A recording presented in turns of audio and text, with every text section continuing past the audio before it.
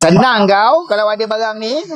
So yang ini adalah bros yang korang boleh sambungkan dengan cordless. Korang tak payahlah nak beli bros yang apa tu, yang automatic tu, semua mahal, mengarut semua sekali tu. So kau pakai ni saja. Kau beli dia punya bros saja. Cordless sendiri ni kak, awak rembat abang punya. Awak ambil suami awak punya, pinjam bukan rembat, pinjam suami awak punya cordless, sambungkan dia dengan cordless. So mana bilik air yang dah berkerak-kerak, dah try berus pakai manual semua, memang tak boleh hilang apa semua sekali kan.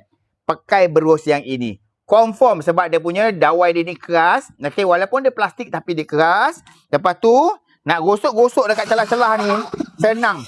Nak gosok dekat celah-celah ni semua senang. Kalau tempat tu sempit, pakai yang kecil. Kalau tempat tu nak kena perlu yang bulat, pakai yang bulat. InsyaAllah senang nak ditanggalkan. So yang ini saya recommendkan. Saya sangat-sangat recommend. Kalau nak cari bros, ambil bros yang ini. Ni. 3 set, 3 sekawan. Saya letakkan kat dalam beg kuning So yang ini selesai masalah nak bersihkan bilik air, bersihkan apa-apa semua boleh pakai yang ini saja. So saya letak kat dalam beg kuning.